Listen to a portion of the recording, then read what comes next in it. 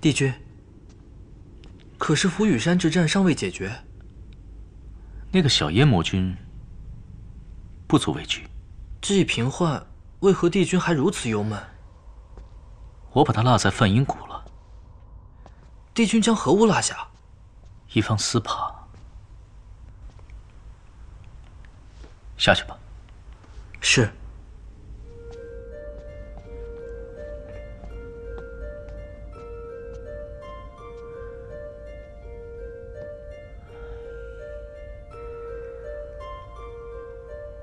哎，天底下有哪个男人会不喜欢姬恒呢？那按你那么说的话，既然帝君那么喜欢姬恒，为什么我听说那回他们从十恶莲花境出来之时，姬恒向帝君讨要一只他们一同觅得的小灵狐，帝君都没有答应给他呢？你懂什么？这是一种计策，就好比你中意冰块脸，肯定会想方设法跟他有所交集。冰块脸不将你说的那只灵狐交给姬恒抚养，不就是为了让姬恒以后常去太晨宫探看灵狐？他这个人心机重得很。哼，这个人说话大大咧咧的，心思倒挺细腻。哎，我知道你喜欢他，就像老子喜欢姬恒。同是天涯沦落人，我劝你一句，早日回头是岸。我都不知道这句话还有这种深意。回头是岸呐。哎，不过冰块脸婚事也没有结果，姬恒逃婚了。他不光丢了帝后，还丢了灵狐，一时之间是要多惨有多惨呐。嘿嘿。哎，你说你是青丘之人，那你知道那只灵狐现在在哪儿吗？说来也真是不像话。当初冰块脸居然还来找老子要过那只狐狸，他以为是老子把那只狐狸拐去的。哎，你看老子长得像是会拐狐狸的人吗？太瞧不起老子了。不过，听说他找了很多年都没有找到。哼，依老子看，这只狐狸多半已经不在这世上了。也不知道是只什么样的狐狸，这么得他喜爱。小燕壮士，你说了那么多话，嘴巴也干了吧？要不我们去找找出口，总是待在这个地方也不是个办法呀。有道理。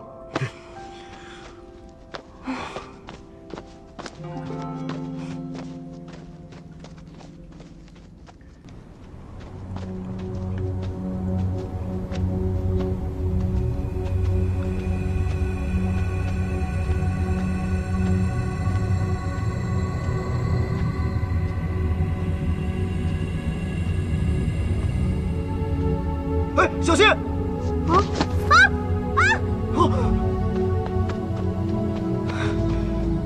好歹共患难一场，总不能看着你一个姑娘掉下去不管，老子豁出去了！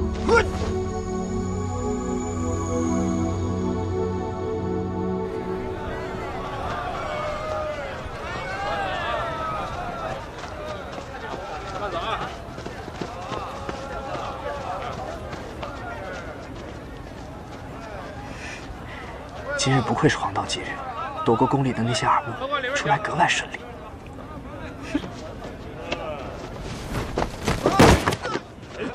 去看看，好，把他们翻过来。砸着了一个人呀！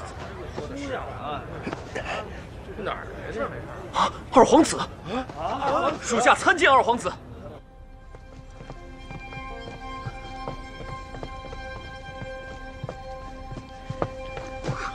你们好大的胆子，竟敢谋害比翼鸟族二皇子！怎么这么倒霉，掉进比翼鸟族的窝了？比翼鸟一族曾跟青丘结过梁子，千万不能让他们知道我是青丘的人。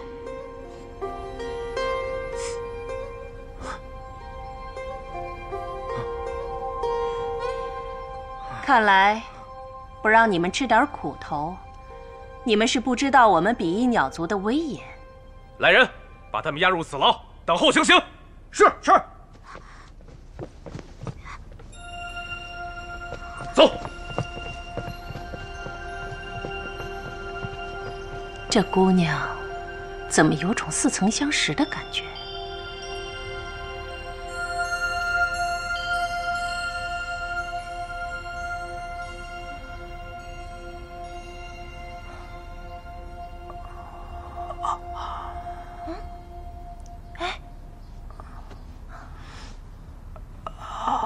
皇兄，你终于醒了，可吓坏我了。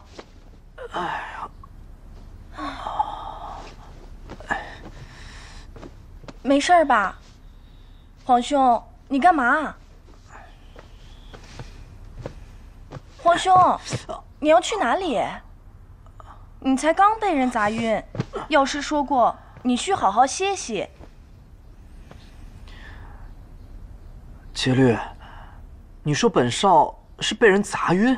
对呀，还是被2个人砸晕的。那本少私自出宫一事，岂不暴露了？这个我倒没听说。不过咱们比翼鸟族历来是未婚男子不得单独出谷，皇兄你为何屡次违反族规？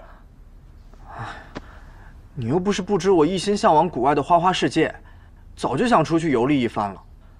这不好不容易盼到甲子谷开，这又泡汤了。这要是被女君知道，所以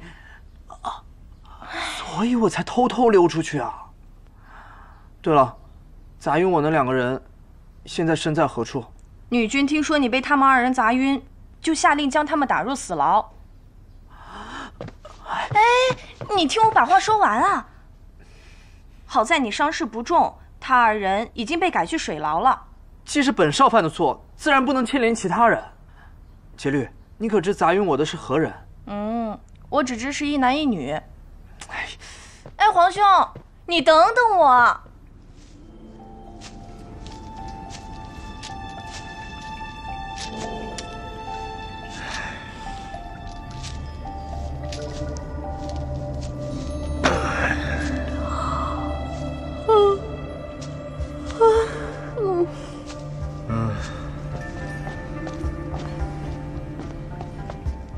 出来。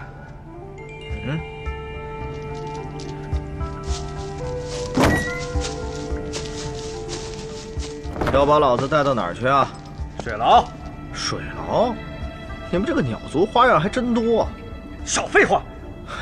要不是老子刚掉下来，头还晕着，懒得跟你们计较，就你们几个想拿住老子？我们砸晕比翼鸟族的皇子，事情可大可小。如果说他醒不过来的话，这事情就大了；如果说他醒过来，旁边还有人说情的话，那这事可就说不定了。快走，快走！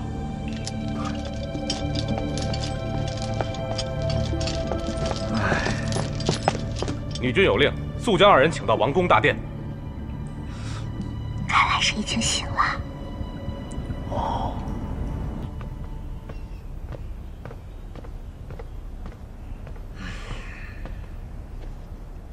方才听2皇子说，你们2位是一河之隔的夜宵族的王子和公主，因为仰慕我族宗学风采，才一路游学至此，不小心伤了2皇子。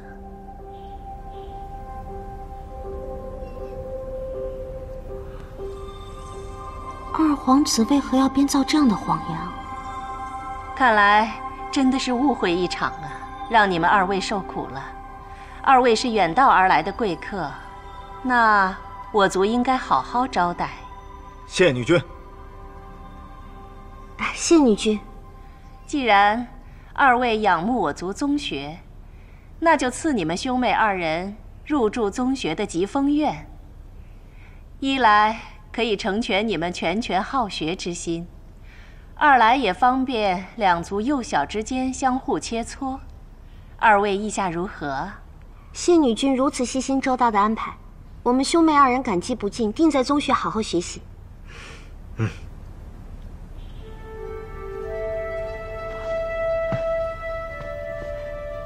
母君，那儿臣这就带他们前往疾风院。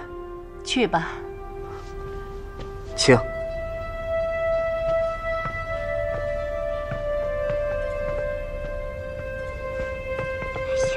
走吧，走。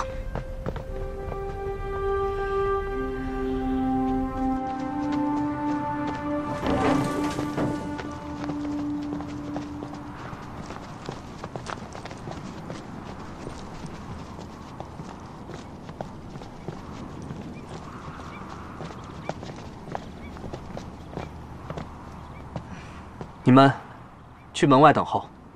是。方才在大殿上多谢二皇子大救，只是有件事情实在是不明白。二位可是疑惑本少为何出手相救？实不相瞒，本少如此做也是有私心的。有何私心啊？本少私自出谷，若是被母君知道，定不会轻饶我。如此一来，你们二位可以幸免于难，我也可以免去责罚。还请二位替我守住秘密。二皇子放心，只是不知我们何时才能出谷啊？怕是要再等上60年。60年？要这么久啊？这个就说来话长了。我们比翼鸟族自化生以来，一直十分娇弱，稍稍沾染红尘的浊气便会染疾，故此多年前我们的老祖宗历尽千辛，寻找这个梵音谷，领着合族人遁居于此谷中。可是这跟我们出谷有什么关系吗？你先别急，我还没说完呢。我们谷内核心之处风有浊气，若是经常开谷，浊气有外泄之味，梵音谷一旦被污染，四海八荒便会有危险。所以梵音谷一甲子才开一回，一回只开短短的1瞬，小小的一缝，方便那些往来谷内办事的9重天仙使通行。你们掉落之时，正是开谷之日。那有什么法子可以出去吗？即使天上最有慧根的仙使，想要钻进缝隙，也要足足练上3000年。这么久啊！哎，你们也莫要着急，我们这般相识，也算是缘分。在下乡里盟，还不知道二位的名字呢。你叫我小九便好了。小九？好极了。你借用的夜宵族公主的闺名也带一个九字，名九歌。以后你在梵音谷用这个名字进出会方便一些。那我便叫你九哥好了。好，如此甚好。这疾风院分为东西2个厢房，二位可安心住下，有任何需要吩咐下去便是。还是二皇子想得周到。叫我蒙少就行。不知这位兄台如何称呼？小燕壮士。你叫我小燕就行了。九哥，小燕，那你们先好好歇息，在下先行告退。那我就住东厢房了，西厢房给你。奇怪，自从进到梵音谷之后就神魂颠倒的，中什么邪了？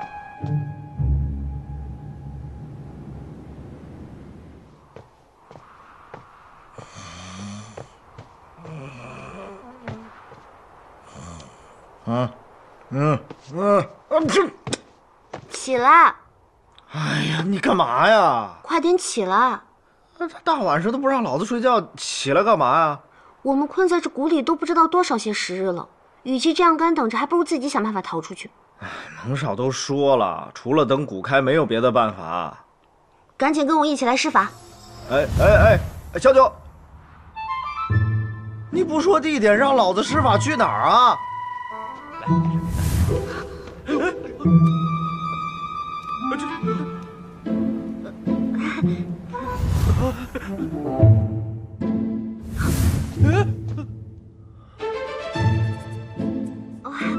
不好意思啊，走了。奇怪了，明明已经施展了出城的法术，怎么又回来了呢？你呢？你出城了吗？这梵音谷着实奇怪。小九，蒙少说过了，便是天上最具慧根的仙使想钻进缝隙，也要足足练上3000年。你那点法术就别白费力气了。不行，我还得再试试。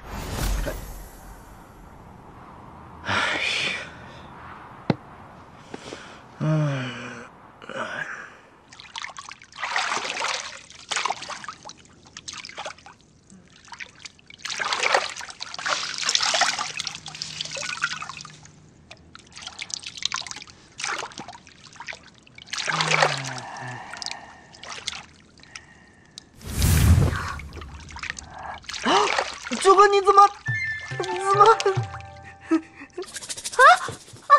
你误会，打扰了。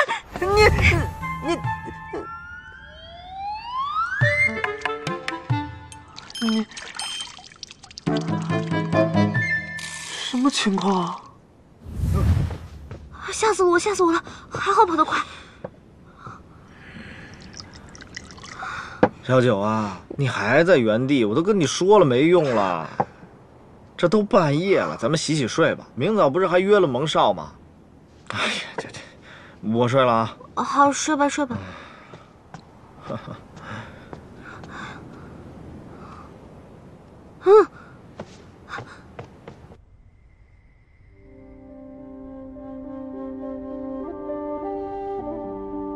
重林，何时冬至？便帝君，半年以后便是冬至。有天罡照护着他，半年之内应该不会有危险。帝君，您说的他是？你下去吧。是。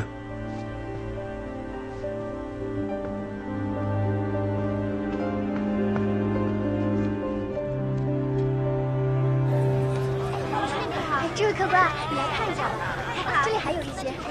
萧炎庄使，我还以为你会担心我们出不了城呢，看你这样子好像一点都不担心。有酒有肉，还有老子这个英俊的壮士陪你，有什么好担心的？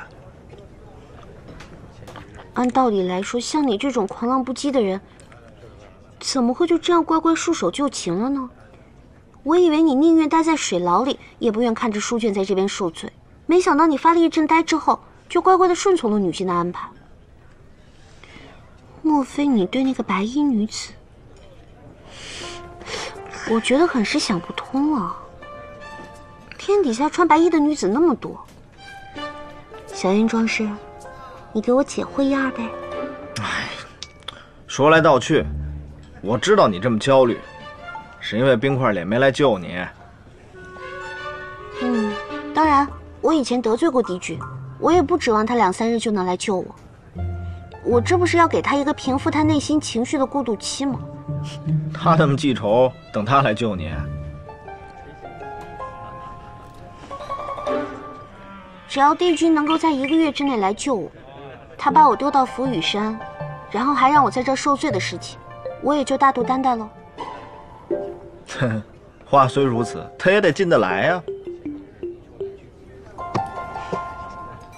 帝君法术那么高强，任何地方只要是他愿意，他就一定能够去。哦，好。哎，蒙少，来，快喝一杯！来，过来。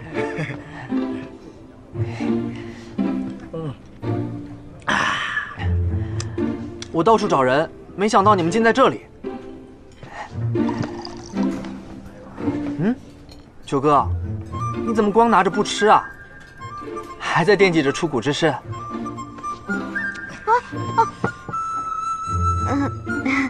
那天我想用瞬移术看看能不能出城，却没想到瞬移术突然失灵了，所以就……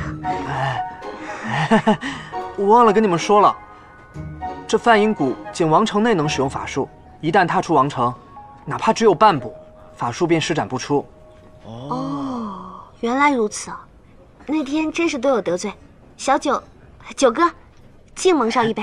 好，喝酒便喝酒，干嘛那么啰嗦？干啊！凤九姐姐，阿离来救你啦！阿离，不枉费姐姐平时对你那么好，走吧。凤九姐姐，阿离在这，你腾云术施展不出来呀。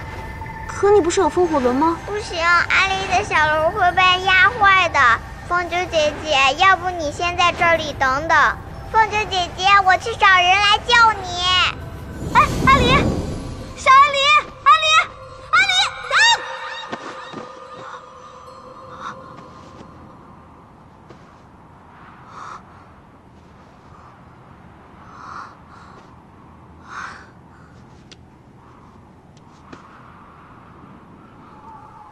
这兵器锻造的学问可谓是高深玄妙。拿铸剑来说，就有诸多法子，选择何种法子，小燕，看你们各自的修为和天资。你说这夫子他对兵器锻造一无所知，居然还在这一本正经的胡说八道，简直就是大言不惭。九哥，哎，你有何疑问呢？啊，夫子是这样的，我想问，倘若我想要锻造一把短刀，它可以变成长剑，还可以变成弓弩，必要的时候还能发射暗器。那像这样的一个设计，我该如何去制造机关呢？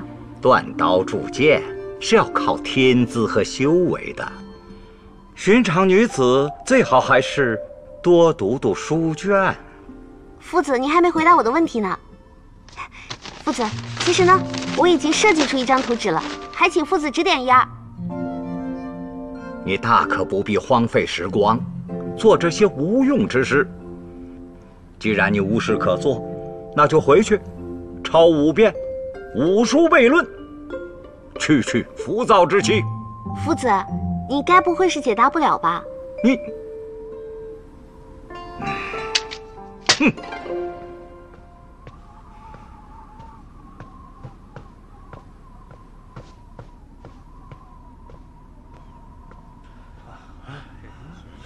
明明就什么都不知道。走，我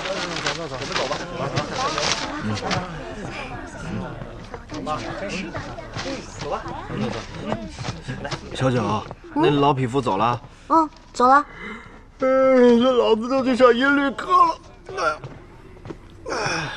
你居然对音律课感兴趣啊？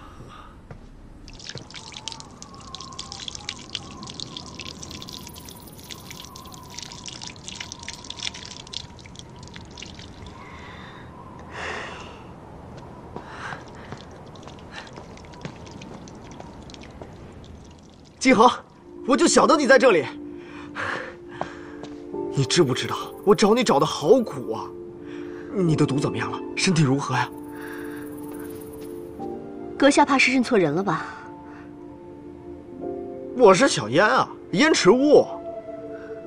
你该不会又失忆了？我乃此地的乐师，并非你口中的姬恒。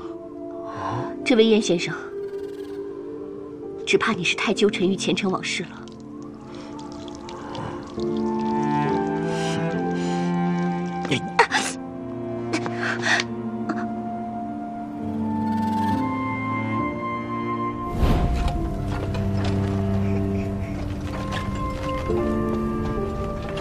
好玩吗？哎，等等，我问你，你觉得好玩吗？哎，你等等我。你干嘛？哎，哪来的无礼莽夫？我就是未来的青之魔君燕池雾。你不去拜见哥哥，跑来我这胡闹，我要去告诉哥哥，撤了你的魔君之位。哎，你等等，哥哥，你就是姬恒公主啊！你长得好可爱啊！你去跟旭阳魔君说话，正好我同你一起去。我要让你哥哥许你做我的夫人。你胡说什么呢？姬恒公主，我会保护好你的，你等等我。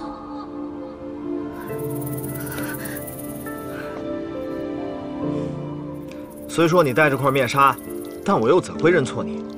再说了，你这声音也未改变啊！你不承认，可是有什么苦衷？上次我们不是还谈得好好的？难道我哪里惹你不痛快了？你怎么突然就走了？还是我的魔功你不喜欢？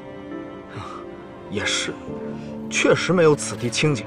你放心，回去我就帮你把。燕先生，我不过是谷中的闲人，请你不要在我身上再浪费时间了。好，你是姬恒也好，乐师也罢，都没什么所谓，反正我找到你就行了。你在这谷中一日，我便哪里也不去，刚好留在这保护你，就这么定了。那你继续浇花，我就不打扰你了。啊，嘿嘿。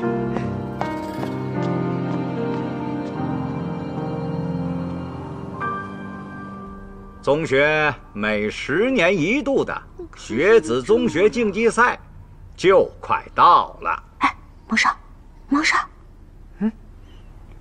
你说你当时为什么要编造我们2个人特别仰慕你们比翼鸟一族宗学风采啊？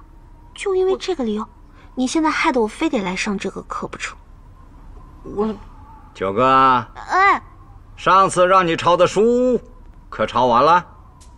啊，回夫子的话是这样的，九哥呢一直忙于短刀的制造，所以像抄书这种无用的事情，我实在是心力交瘁，还望夫子可以谅解。你给我回去，再多抄5遍武术悖论。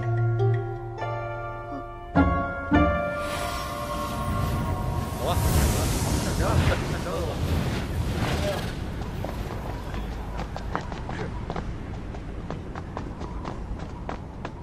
九哥，九哥，中学竞技赛就快开始了，你可要报名？中学竞技赛？你看你又没听讲吧？比翼鸟族的中学竞技赛每10年举办一次，今年报名的生徒学子格外多，兴致不知比往届高了多少。那这个中学竞技赛有什么特别之处啊？今年报名的兴致这么高，那可都是冲着奖品去的。奖品是什么？频婆果。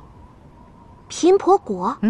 有一种树叫频婆树，10年一开花，10年一结果。根据年成的不同，结出的果子各有妙用。有的年份结出的果子，不仅可以生死人、肉白骨，更可以化凡躯为仙体。那不就是可以救叶青提的频婆果吗？九哥，你说什么呢？哦，我是说，我听闻这个频婆果真的是很稀奇，10年开一次花，10年结一次果，而且一树只能结1果，每次的这些果子用处都有所不同，还真是好啊。那可不，这频婆树往昔可是9重天上的5大妙树之一，可不知何故，这些树皆不再结果。如今天上地下，仅梵音谷解忧泉旁那一棵能结。那这频婆果有什么功效啊？听说今年的果子，于凡人能有白骨生肉、起死回生之效，仙者食用能增进修为，永葆青春美丽，比起9重天上的蟠桃还要强上许多。白骨生肉，起死回生，不错，白骨还能生成一具仙躯。那我得去报名了。哎，九哥，这个功效只对凡人有用，你是神仙，没用的。那你刚不是说仙者吃了还可以永葆青春美丽吗？原来如此。不过今年报名的生徒学子格外多，赛场有限，母君命夫子先行筛选一遍，只有过了他这关，才可以进入决赛。还要夫子筛选？那我这3番5次得罪了夫子，他不一定会让我进决赛的。九哥，你嘀咕什么呢？没事，我说我得去报名了。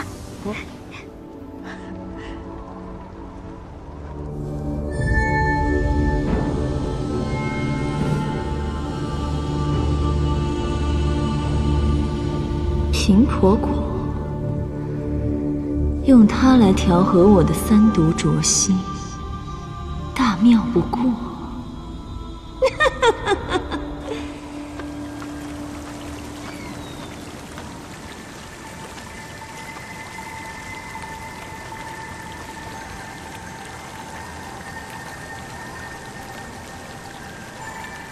如若这频婆果真能起死回生，青提，我定会救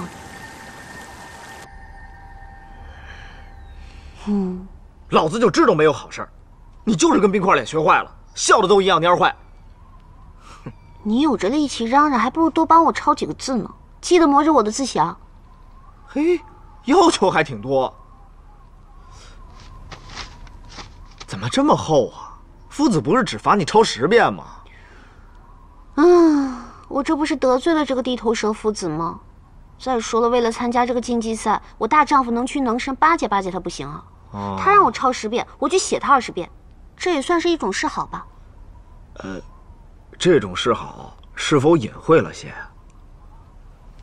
是吗？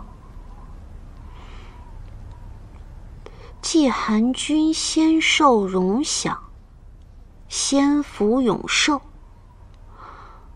季寒君仙福永享，仙寿无疆。你觉得这样示好行吗？那他要是没心情看到最后，你岂不白写了？那就把这种令人不齿的奉承话全都写在前头，你觉得如何？我看成。等一下，这个夫子到底是叫季寒还是叫寒季来着？夫子不是就叫夫子吗？那老匹夫还有别的名字？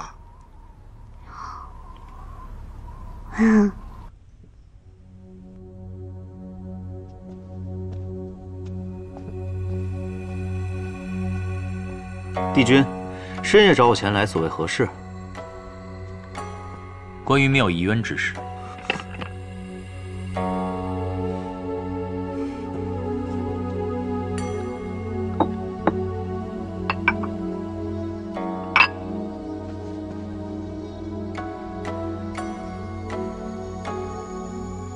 帝君当年大义，不惜搭上自身修为，闭关7个日夜，在天地间造出妙义渊，方保得凡世间几十万年宁和。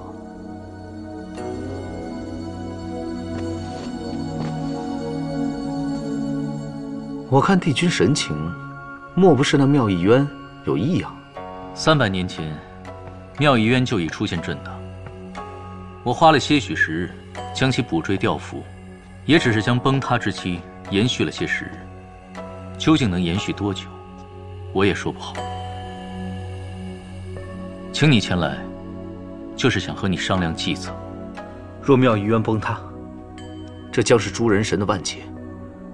此乃关系着天地存亡的大事，需从长计议。正是。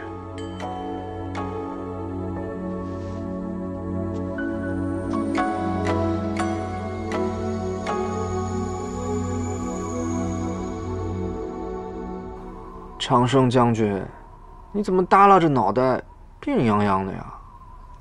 你是不是想念青丘的凤九殿下啦？就和我一样。唉。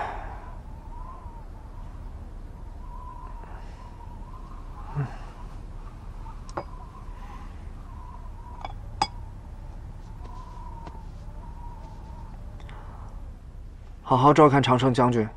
是。唉。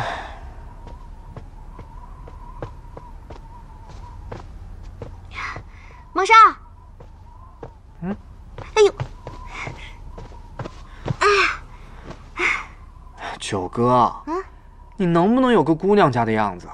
走路能淑女点吗？我走路怎么了？我走路挺淑女的呀。哎呀，算了。你找本少有何事？蒙少，你知不知道夫子的尊讳啊？夫子？你怎么突然问起这个啦？哦，肯定是又想到整人的点子了吧？哎呀，你瞎说什么呢？我是那么顽劣的人吗？你到底知不知道夫子的名字啊？夫子的名字，本少还真不知道。从小到大都是叫他夫子。奇怪了，你说这一个夫子的名字怎么忤得比姑娘的闺名还要严实呢？我就不信了，这偌大的宗学庙里竟然没有一个人知道夫子的名字。等着，我一会儿一定逮一个问一个，我肯定能打探出来。那就祝君好运喽。哎呀。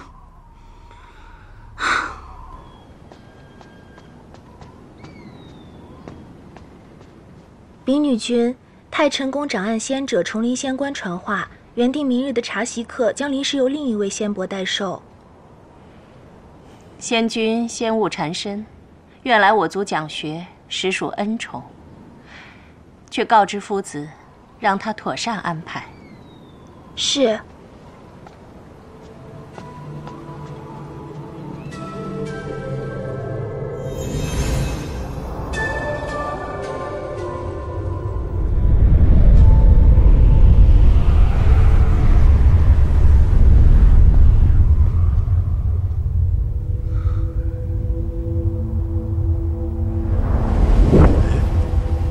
不是帝君吗？是。既然是帝君，他老人家按惯例去梵音谷讲学，仙官为何让我来替他讲茶事啊？仙伯有所不知，昨夜帝君与连宋三殿下商谈要事，我原以为他不会来了，才循惯例找您代班。可谁想，他老人家竟又出现在此地。帝君心系八荒六合，连讲学之事都印刻在心。此乃天下苍生之幸啊！有劳仙伯了。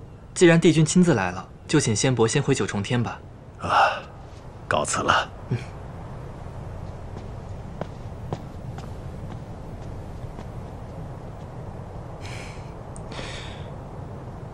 此次帝君讲学并未叫我跟随，竟独自前往，难道并非为了妙艺渊？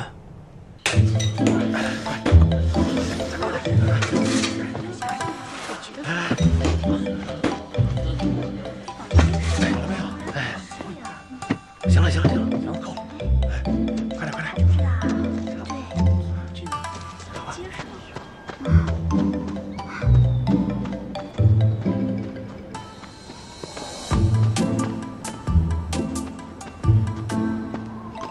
哎，杰利郡主，不知你布置这些暗道陷阱，想做何用啊？就是啊，昨日夫子不是说了吗？今日将由一位善茶事的仙伯来代授茶席课。本郡主想用这些暗道陷阱吓退那仙伯。可是待客仙伯被吓跑了，那茶席课岂不是无人讲授了？要的就是无人讲授啊！这样原来的老师不就可以回来啦？对呀。哇，这样聪明啊！还聪明呢，我看是傻的天真。也不知道这位受人爱戴的老师到底是哪位。这个行了吧？啊，再坚持点啊！多了一块。我看看，对吧？绝对没问题，小点，绝对这样可以了啊！可以，这样挺结实的啊。把它一盖就好了。哎，本少晓得你对那位用情至深，但他可曾上心？你们二人云泥之别，你这般做法，小心惹得他生厌。从此再不来我族讲学。他不来讲学倒没什么，若母君届时治你一项大罪，你可别怪本少不为你求情。女君那里若怪罪下来，我自己领罚，不劳你相帮。那你可知，他已经在九重天上觅得一位良配了？什么时候的事？我怎么没听说过？我听说，他二人虽未行祭天礼，但他俨然将那位女仙当夫人视，不仅十分珍重荣宠，甚至还有同寝共浴之事。哎，你怎么哭了？若论九重天上风流者，应首推天君三皇子连宋。可就连他也未传出与什么女子为行祭天礼便同寝共浴之事。这到底是哪位仙君如此狂胆，倒让人刮目相看啊！哎，你别哭啊！我最不懂应付女孩子的眼泪了。那只要你不哭，我就帮你治这个暗道，可好？母君面前也帮你遮掩。你就是存心的，你私心恋慕青丘的地基不成，死而不得，才望全天下的人都跟你一样，一世孤鸾，一人独守白头。你胡说什么？分明是你胡说。老师他那样高洁，怎会如此？我不信，我一个字也不信。郡主怎么说了？不会吧，青丘地基？想不到姑姑她老人家在如此偏远之地，尚有少年人为她落魄身上，厉害。哎，九哥，你过来。蒙少，唤我何事啊？怎么了？你之前说布置暗道陷阱之类的，你最熟，你帮忙看看。我看节律这个图啊，有诸多不尽人意之处。他既然想设置机关，就让那个待客仙伯掉入陷阱，2、3日也出不来，再无法待客为好。我看看啊。你看，这里太粗糙了，把这撤了。还有这里，这里施个法，将它和司星河连接在一起，然后再做个障眼法。届时那位只要一掉进去，我们10天半个月都不用见到他了。可这样做，是否有些狠了？若待客仙伯回去后怪罪下来，可如何是好？那要不这样吧，你们用昏睡诀把坑底注满，务必掩盖的严实些。只要待客仙伯掉落，能睡3天3夜。但是他醒来问罪也很麻烦啊，怎么办呢？不如就让他顺着思行河一直飘下去。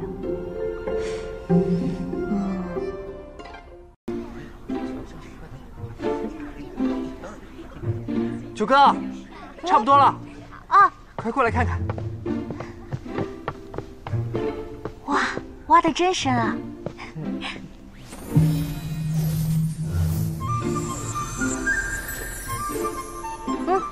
好了，万事俱备，就等那个倒霉的仙帛掉进去了。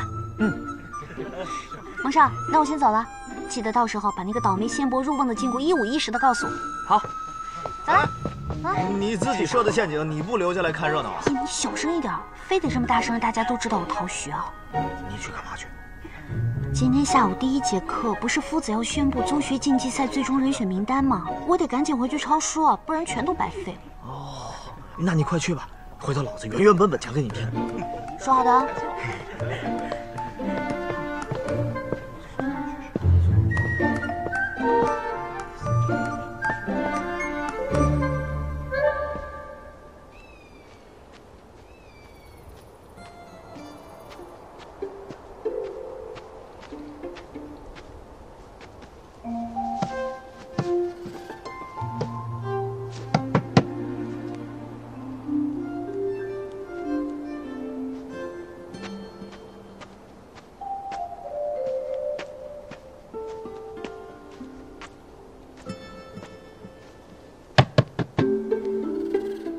奇怪，今日夫子怎么不在书院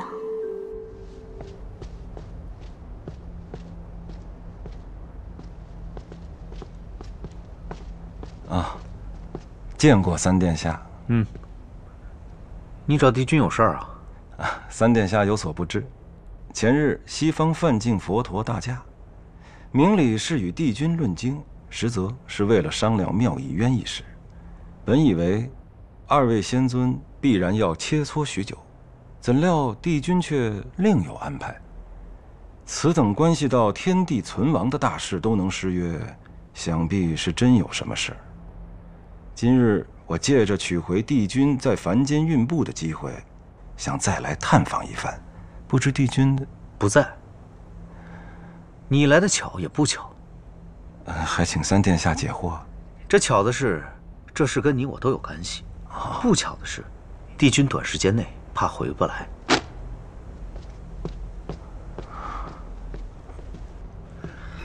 咱们来了，仙帛来了，快来了，快！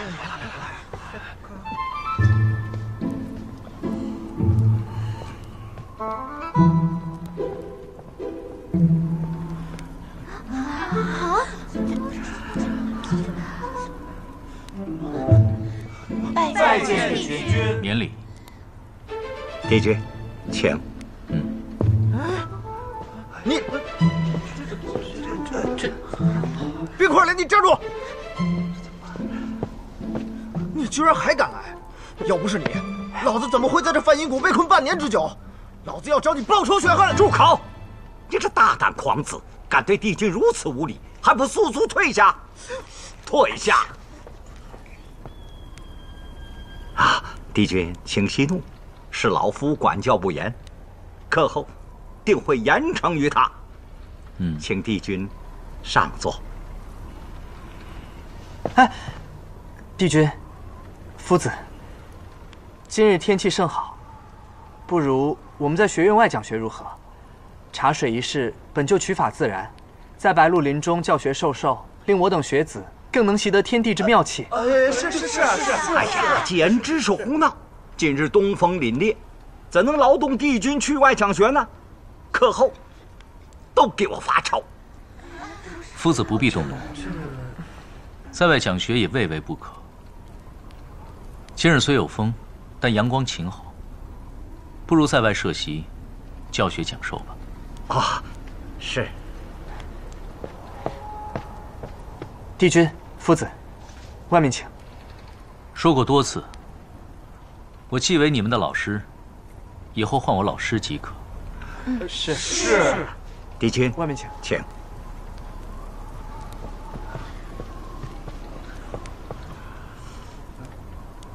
你不向我道谢吗？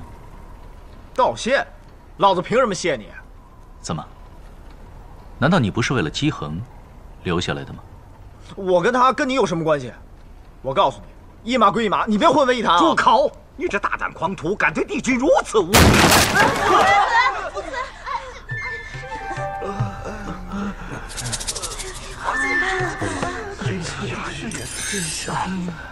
老师，学生这就派人将夫子寻回。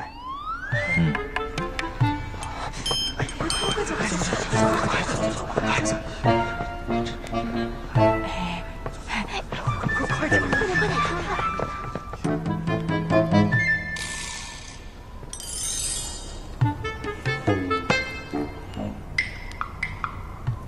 你想说什么？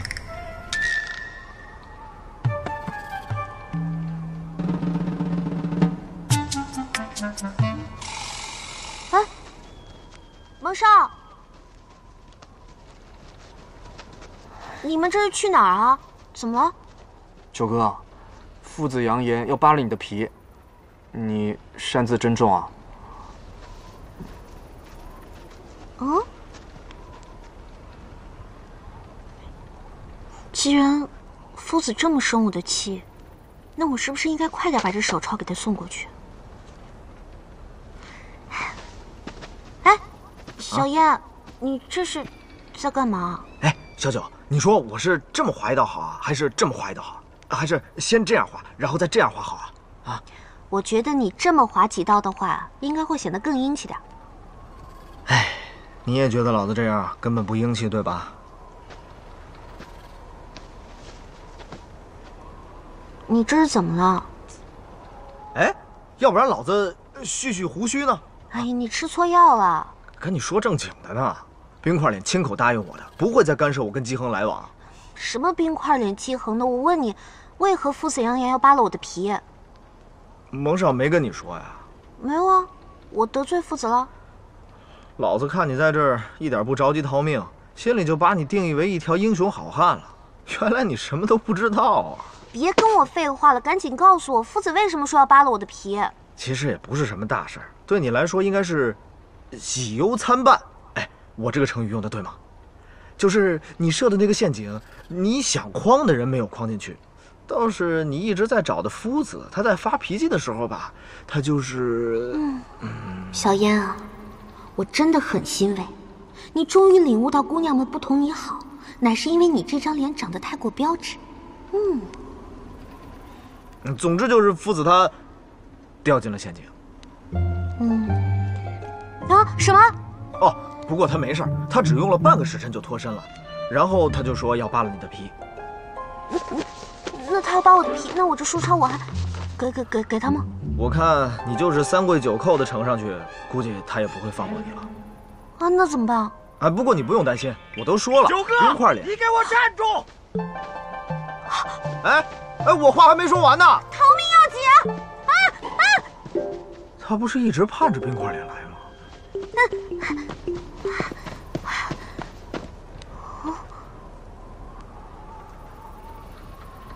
帝君。哎呀，帝君他怎么可能此时出现在此地啊？他既然半年前没有及时前来，半年后按理更不可能来。他此时自然该是在天上不知哪一处，抱本佛经垂钓更说得通。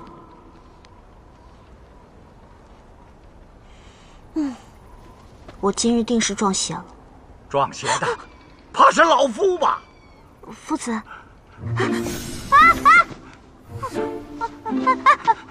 差点被你这小小暗算。逃，看你这顽徒往哪里逃！你今日所作所为，为师罚你蹲个水牢，不冤吧？夫子，你先息怒啊！你看，夫子，你让我抄10遍书，我都抄了20遍了。看在我如此诚心的份上，你就高抬贵手吧。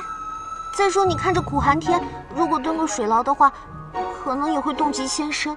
看在我夜宵族与比翼鸟一族十分友好的份上，夫子，您就高抬贵手，少罚一点吧。还敢跟我讨价还价？今日为师就用这捆仙锁锁住你的仙泽，让你好好长长记性。哼，要罚就罚，说什么微言大义之词？如果我今天皱一下眉头，我就不算好汉。好，今天不让你长点记性，为师你就辞掉这宗学之职。走。你让他去蹲水牢，谁来伺候我？帝君。哎呀，帝君，这……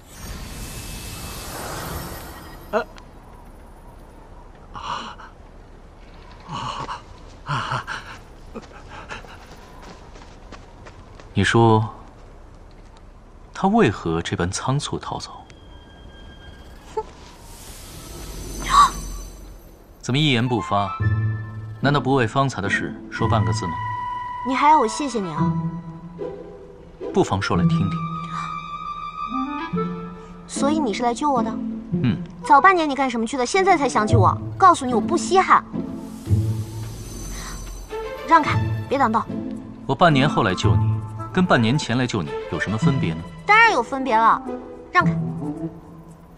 所以，你是在使小性子？没有。我看你还有心思捉弄夫子，想来在这谷内，也不是很不顺心吧？那你变成一块丝帕，你试试。你变成一块丝帕，你被带去决斗，还要一路担惊受怕的，最后还要掉进悬崖里面被困半年之久，你试试。看到没有？你再问我这种蠢问题，这只松枝什么下场，你就是什么下场。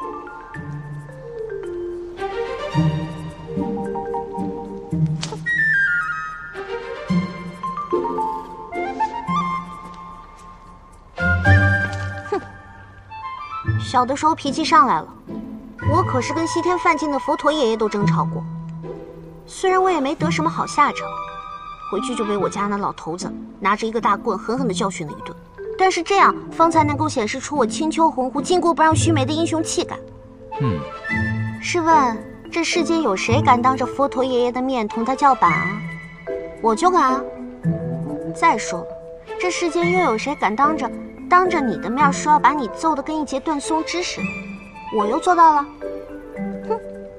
所以你现在感觉到很钦佩自己，感觉很爽，很有趣。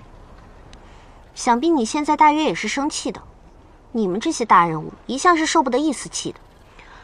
想来今日也不会是这么平安了结了。那我们就痛快的对打一顿，将恩怨了结了也爽快。虽然极有可能是你把我揍得像一截断松枝似的，那么能将对方揍成什么样，大家就各凭本事喽。所以你的意思是，你因为变成丝帕流落至此，十分愤怒。哼！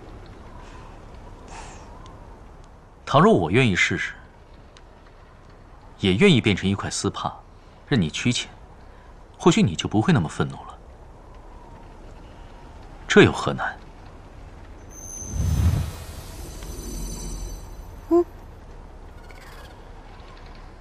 这是幻觉吗？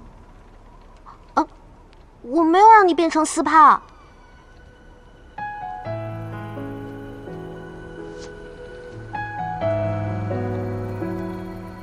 这个花跟我那方丝帕比起来，果然是大气许多。啊，白檀香。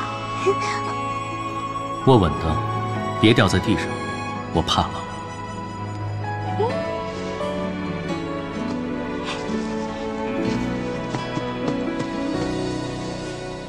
你还怕什么？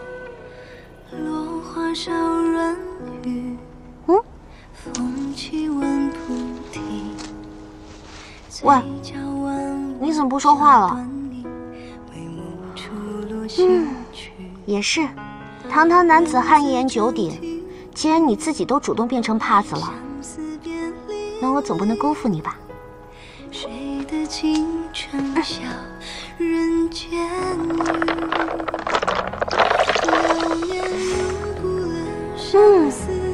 你不是怕冷吗？那就让你在水里好好泡一泡。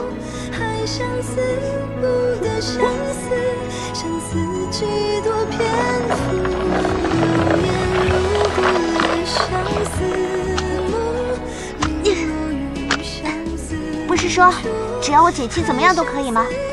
那就别怪我心狠手辣了。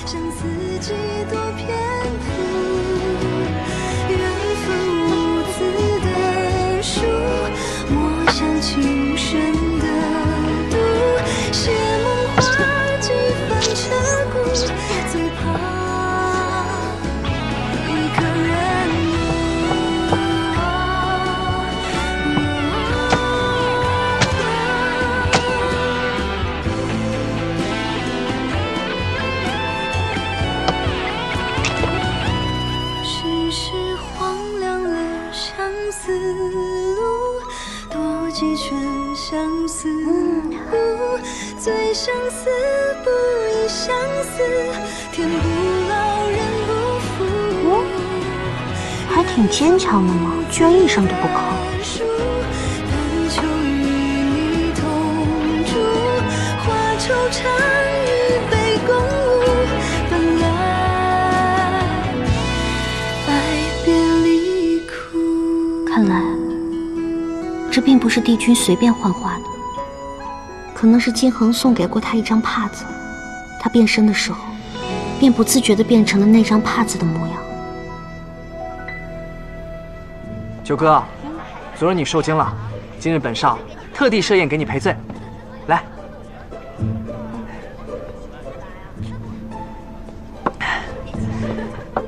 昨日之事啊，还真是惊险。幸好夫子替老师挡住了落入陷阱之灾。明明通知说是一位仙伯来待客，怎么最后还是老师亲临了？这帝君不会当真是为了救我而来的吧？那个冰块脸啊，不，东华每10年就要来一次吗？不错，老师每10年都会来谷中讲学。说起这事儿就来气，自从乐师来了梵音谷，每次帝君来讲课都是他随侍，听说他还是帝君的旧相识。那这次乐师闭关了，应该就不用随侍左右了吧？帝君一入谷，他便出关了。出关了？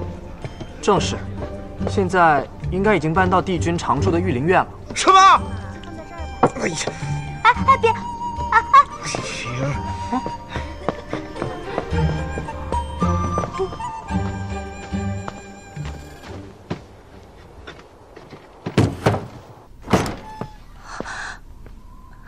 你真的出关了？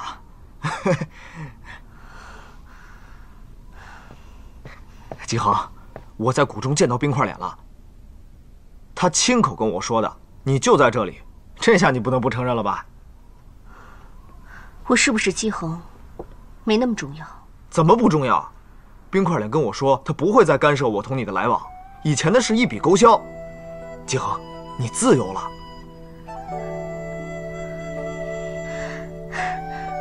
萧炎魔君，哎，你终于肯认我了。我真的很感谢你曾经救过我，但是，哎呀，都过去多久了？不值一提，不值一提。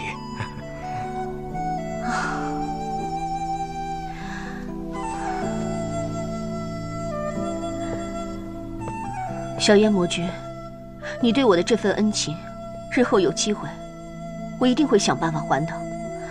只是帝君，我欠他的更多，也更深。我已经发誓，要长留于谷中，只要帝君来，我就侍奉左右。所以，小炎魔君，也请你别再为我费心了。我知道你以前有很多伤心的事，可那些都过去了。以后我天天陪在你身边，给你讲笑话，不好吗？那不一样。怎么不一样？那冰块脸会的我也会，他不会的我更会。你别随侍他左右了，我随侍你左右如何？随侍与否，都是我与帝君之间的事情，与魔君无甚关系。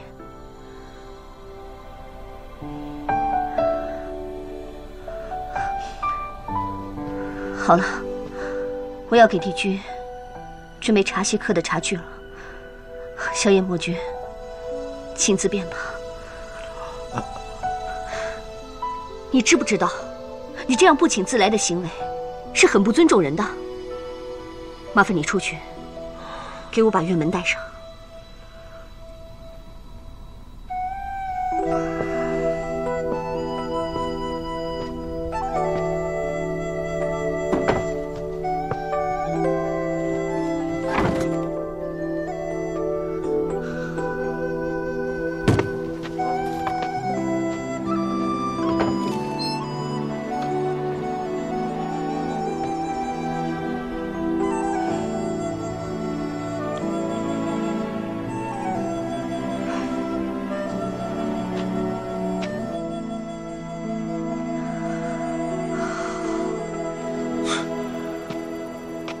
冰块脸有什么好？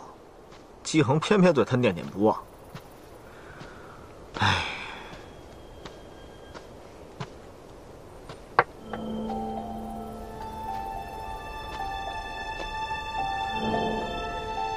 你来梵音谷几日，可否察觉妙义渊有何不同？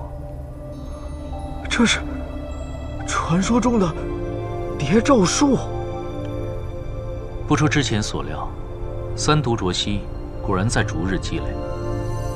幸好一切尚在掌握之中，过几日我便亲自去净化吊符。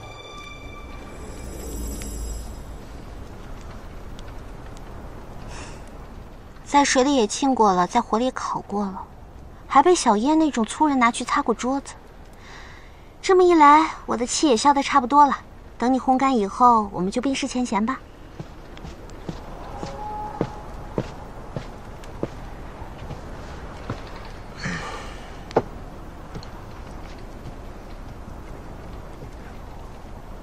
哎，小叶，你怎么了？怎么不说话，一直唉声叹气的？啊，我刚洗干净了丝。你说什么？啊，没事，我给你倒水啊。啊，不用了。哎，老子一直以为自己的修为已经跟冰块脸差不多了，但是刚刚老子经过水月潭边，居然看到他在施用叠咒术。叠咒术？叠咒术不就是要把两个不同的时空叠加在一起的术法吗？对，他把梵音谷和九重天连在一起了。我听说这种法术真的很难的，不到万不得已的话是不会轻易使用的。可是九重天发生什么事了？他在下棋。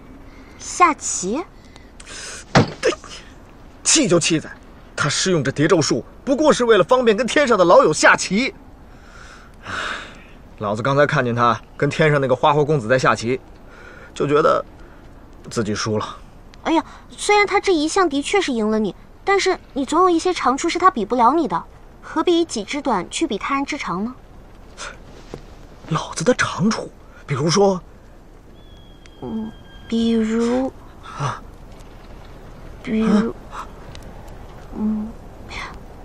比如你比他生的娇媚漂亮。哎呀，嘿，等一下，你方才说东华同连宋下棋是几时来着？就是刚刚啊，他们现在应该还在下。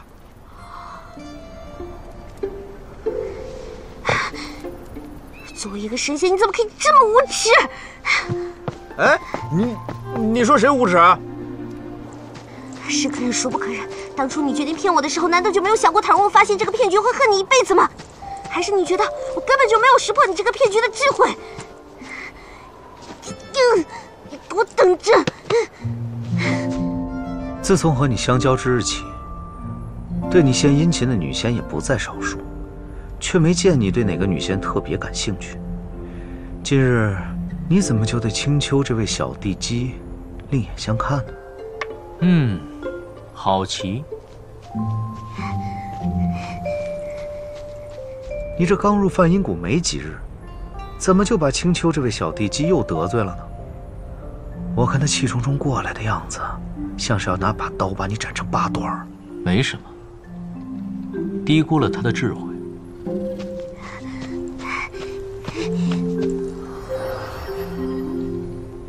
糟糕，竟被这叠咒术逼得现出了九尾，这样子怎么有杀气啊？说不定还会让他觉得非常新奇可爱。哎，你这样戏耍我有意思吗？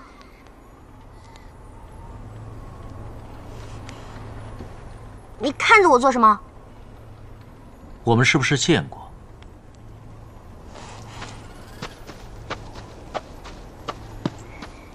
你说什么？我说我们是不是曾经见过？你从未见过青丘地姬。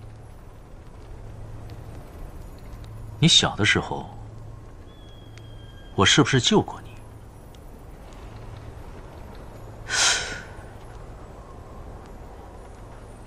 可我隐约记得好像……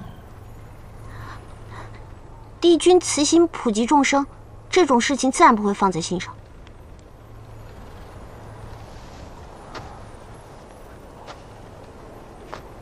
我救过你一次，你还没来得及报恩，我骗你一次，你不计较就当报恩了。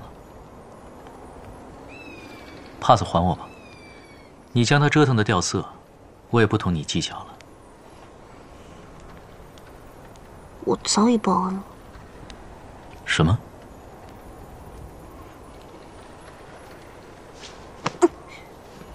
这个，你这么想要回这个帕子，是不是因为这上面的花是姬恒他修给你的？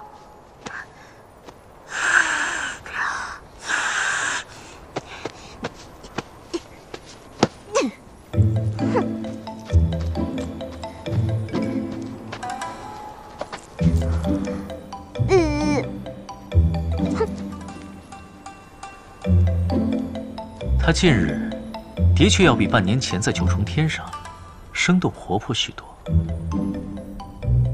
其实我大约看出来了，他是因你耍弄他变帕子之事而生气，而你也悟到把自己变成帕子供他蹂躏，他就消了气的道理。那你为什么非要变块假的来诓他呢？我又不傻。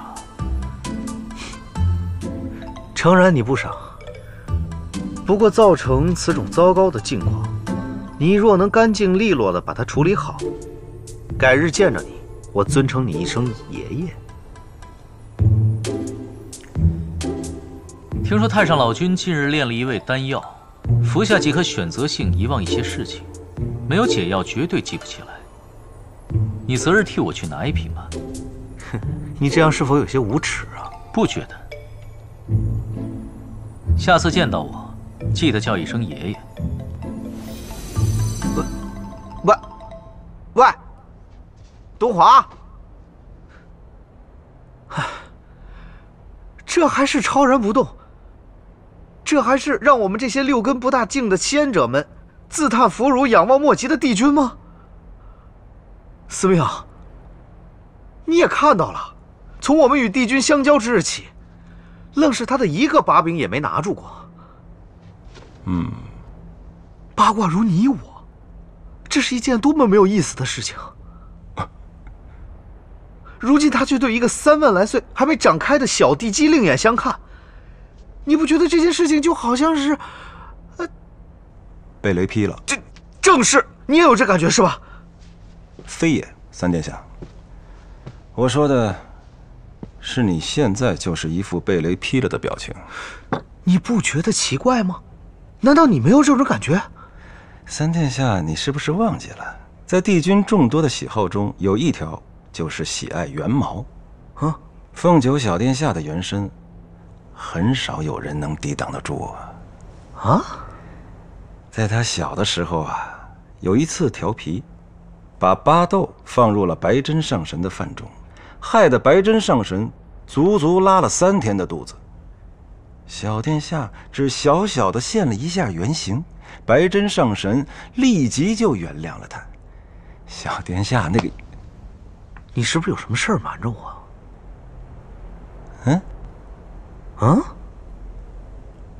没有啊。说呀。九哥、小燕。啊。今日要公布中学竞技赛名单了，你们不留下来等等看吗？看什么？肯定没老子。为什么？老子没兴趣。你哪是没兴趣啊？是夫子没把你放进名单里吧？哎呦！要说这名单，本少也没多大兴趣，毕竟每次夺魁的都是本少，早已无趣。哼，还说我？那你呢？就凭我与夫子的关系，恐怕我也进不去名单。皇兄，皇兄，女君有事与你商讨，特命我来找你。我知道了。那今日我就不陪你们等候公布名单了。不过，你们也别太担心，说不定是有转机呢。走吧。告辞。放榜了。走。我看看啊。有我看见了。乡里盟、节律都在，你行了，别看了，没我呀。不是，我是说，夫子既然晓得你同冰块脸是旧识，而你和冰块脸又是老相好，老相好这个词儿不是这么用的。再说了，如今我也跟他没什么关系了。我的意思是，夫子应该卖个人情给冰块脸，会不会抄名单的人写漏了？我看他也不是位强权之人。那就算了吧，反正这什么鸟宗学竞技赛也没什么意思。哎，你说若是我向夫子服个软，登门向他道歉，他能网开一面让我进入决赛名单吗？万一他3针9裂不肯呢？你怎么对这个宗学竞技赛这么感兴趣？依老子看，我得去试试。哎，每一次都不让我把话说完。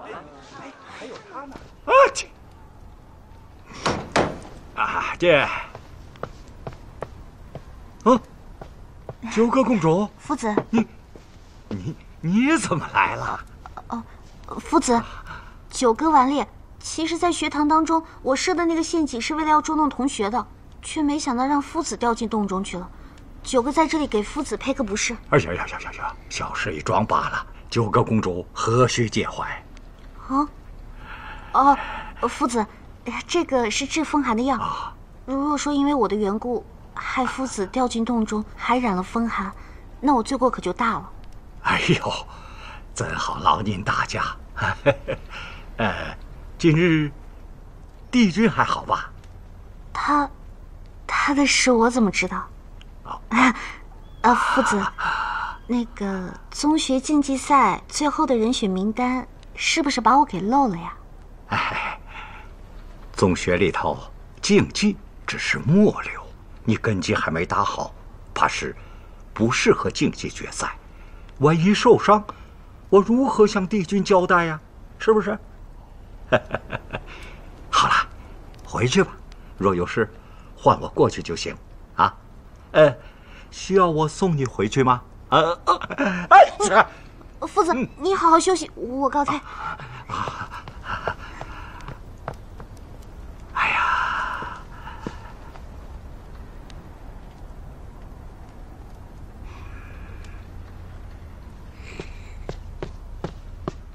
小九。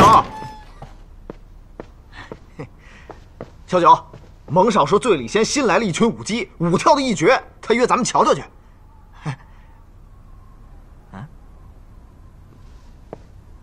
你怎么了？难道夫子没答应？哎呀，老子早说了，你跟冰块脸是老相好，这事儿你让冰块脸帮忙，不早就解决了？我的事跟他没关系，不是早就跟你说过了吗？再说你不是跟他有仇吗？干嘛老提他呀？你们俩和好了？其实冰块脸入梵音谷的第1天，我跟他狭路相逢的时候立了一个约定，只要他不再继续干涉我和姬恒来往，我也就不找他报仇雪恨了。他跟姬恒有什么关系啊？我忘了告诉你，姬恒也在谷中。姬恒也在梵音谷？他就是蒙少和节律说的那个宫廷乐师。其实老子一早就认出他来了，不过他一直不肯承认。他是怎么到梵音谷来的？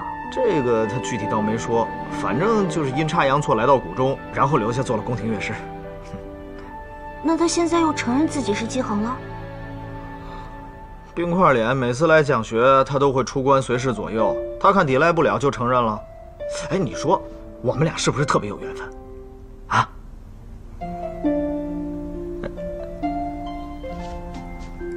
老子跟你说话呢。原来他们俩早就见过面了。这些年来，帝君和姬恒一直都有联系。那又如何啊？他对他真好，就算他逃婚了也不计较。虽然帝君没有记忆，可当初在凡间，姬恒还企图帮着别人盗取灵璧石呢。可好也没用，姬恒是老子的，之前他记忆全失，还是老子一点点帮他找回来的。只不过可怜他当初流落凡间，被人利用了。别想了，蒙少还等着咱们呢，走吧。我不去了，你们去吧。行，那我走了。我当帝君来梵音谷是为了救我，看来我永远只是他顺手之举。算了，不想他了。当务之急还是要拿到平婆国。既然求告夫子无门，我只能另想他法了。你要去偷平婆果？嘘，你们小声一点。哎呦！哎，蒙少，我问你啊，如果说我没有进决赛名单的话，那我是不是就只剩下偷这个选项可以选了？哎，要偷平婆果，可不是一件容易的事儿。那树虽然看似无人看管，但树的周围立着4座石雕。4座石雕怎么了？要是谁真信了，那只是几座石雕，那可太天真了。莫非这4座石雕有什么玄机吗？这玄机就是，每座石雕里头都藏了一尾巨蟒，专门守护平婆树。要是谁想打平婆果的主意，还不等他的手靠近果子，咔嚓一声，他的头就被巨蟒给啃下来了。所以啊，我劝你还是放弃偷平婆果这个念头吧。哦，我也只是问问而已。既然这么危险，也没有必要葬身蛇腹，还是命比较重要。九哥，我可没跟你说笑啊，千万不要冒这个险。我还有事，我先走了。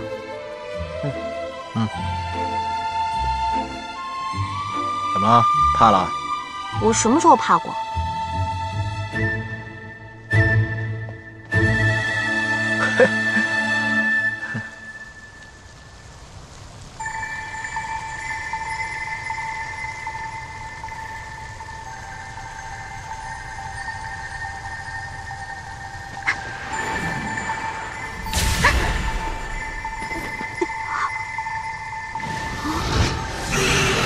不行，我还是最怕蛇了。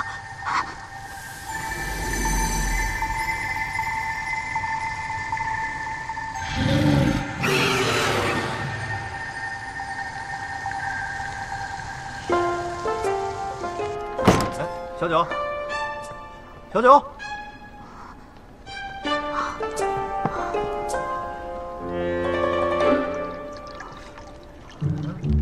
小九。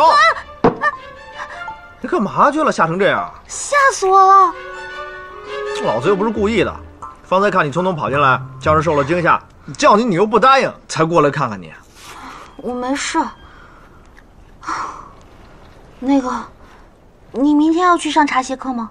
冰块脸的课，老子才不去。老子只喜欢姬恒的音律课，姬恒琴棋书画。行了，我知道你对姬恒情深，但是也不用每次都这样。明早我还去上课呢。你快走吧，我要休息了。哎，小九，兄弟呢，有福同享，有难同当。你若是有什么心事想说呀，我会耐心听完的。知道了，早点休息啊。哎。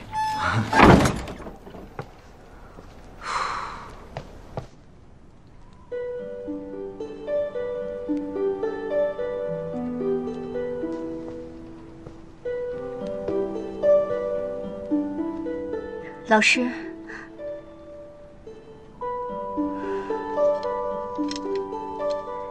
老师，怕你夜里着凉，所以特意给你送来一床丝被。好。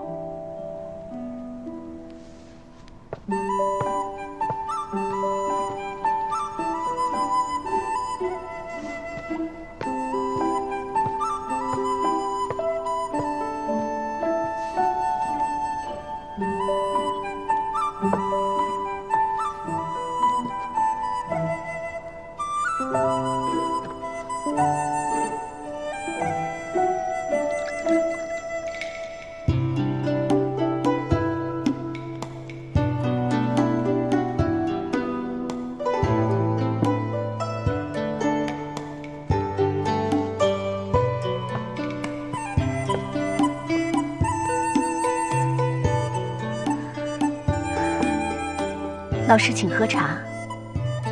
你的秋水毒可有再发？多谢老师关心。按照老师的吩咐，平时无事的时候，常在谷中闭关休养，现在已无大碍。如此便好。那明天的茶席课，你照常准备即可。是。